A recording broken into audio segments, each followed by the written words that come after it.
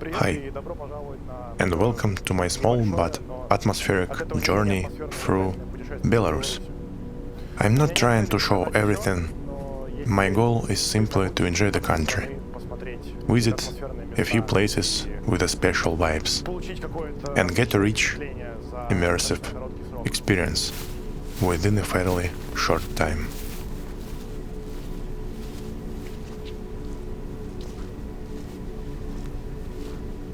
Today, my trusted defender is my companion.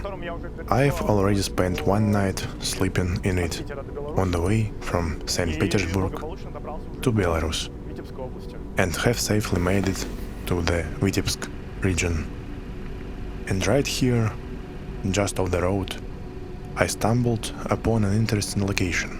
I couldn't find much information about it, except that it's a mill dating back to the first half of the 20th century. After wandering around the mill for a bit and reflecting on the country that was lost, I decided to move on to the next location.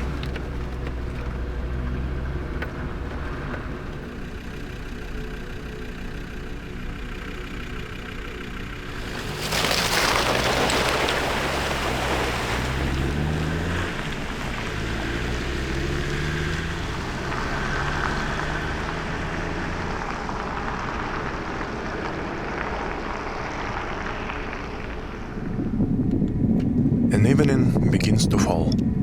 I arrive at the next place that caught my interest.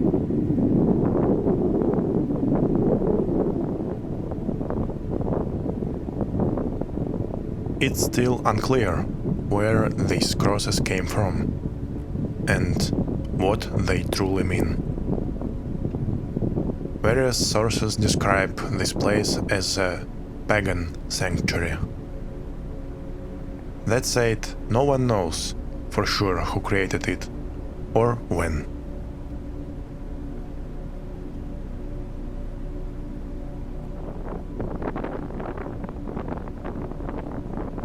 After all, it's not every day that you find yourself standing alone with ancient crosses in a field somewhere in the forgotten corners of Belarus.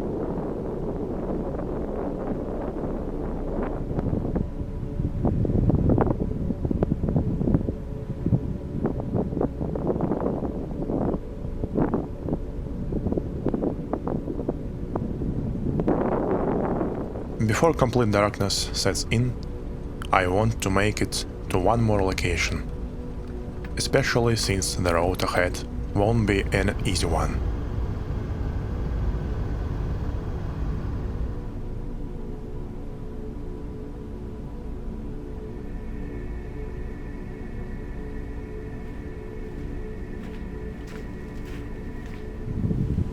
This castle was built back in the 17th century. It was partially destroyed during the Russo-Polish War, then again during the Great Northern War, and eventually began to slowly fall into ruin. Today only a single tower remains, standing on a hill near the river floodplain. Yet the whole scene looks truly cinematic.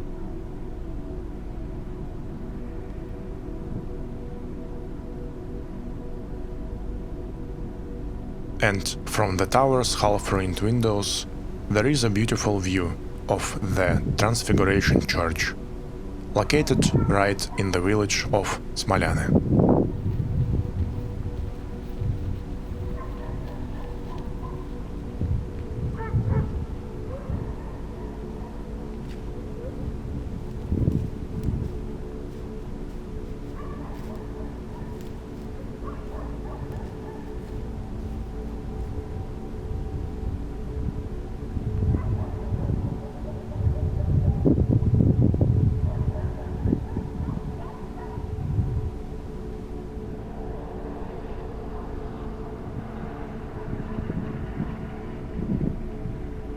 As it turns out, the atmosphere of Smolyany isn't limited to just one castle.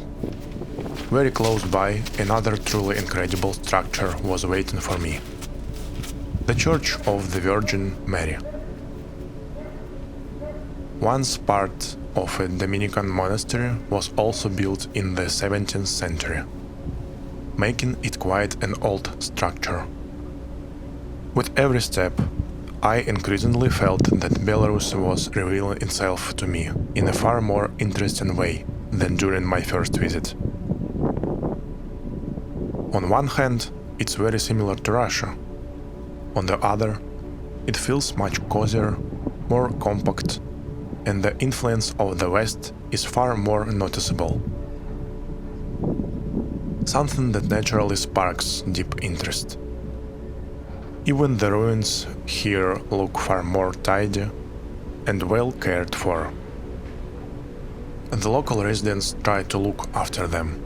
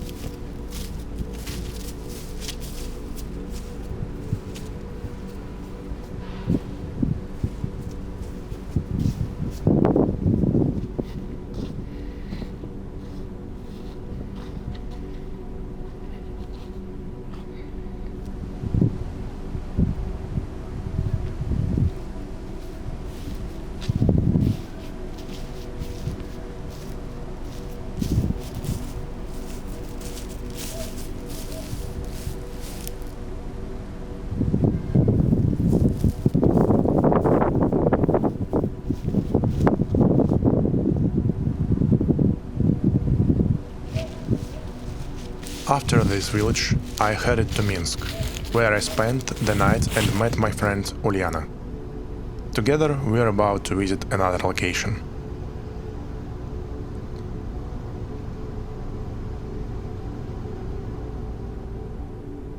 The place is called White Church. It was named after the Trinity Church, which is exactly where we are heading. It was built back in the 16th century. At that time, there was also a Catholic monastery here, but in 1834 it was abolished.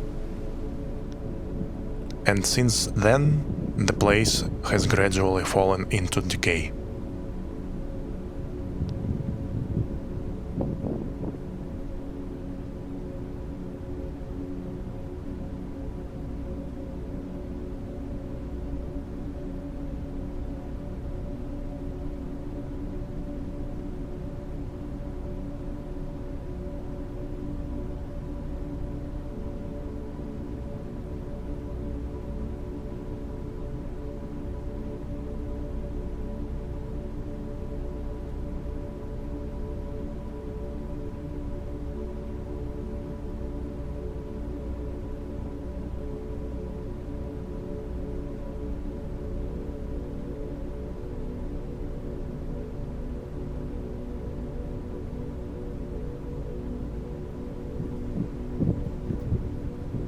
Wikipedia says that this church was intended to serve not only religious purposes, but also defensive ones.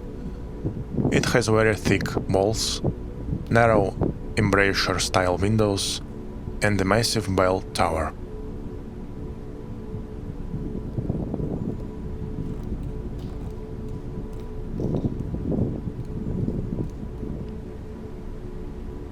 And now it's time for us to head back toward St. Petersburg, cutting through the Belarusian fog.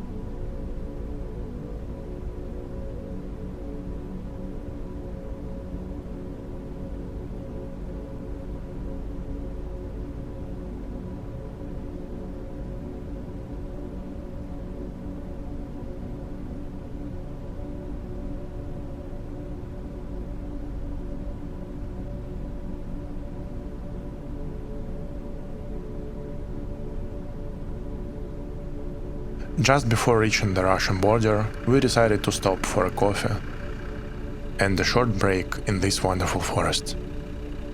The next day, another interesting sight awaits us on the border between the Novgorod and Pskov regions.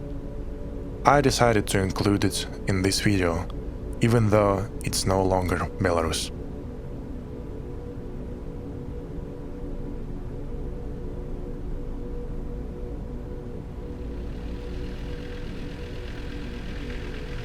This estate once belonged to the Vanyukov merchant family.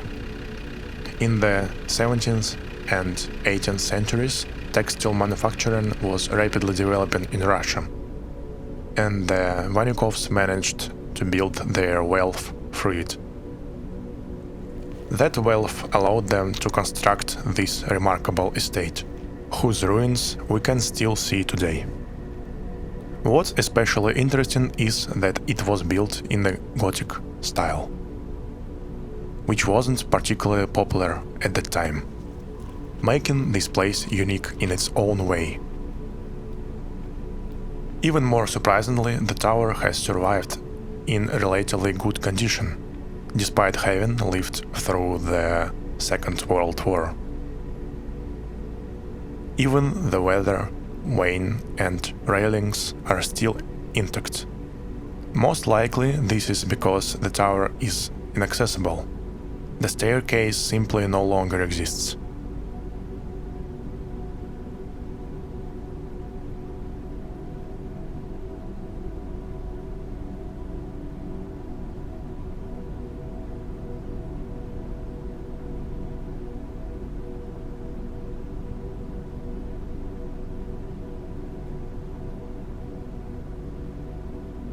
It's painful to watch such beauty slowly collapse. I don't think this estate has much time left. And yet, in essence, it's an entire castle, standing in obscurity among hills and forests. And with that, our journey gradually comes to an end.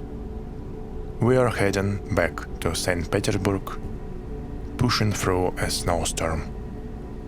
And I would really appreciate it if you subscribe to the channel and leave a like. It truly means a lot to me.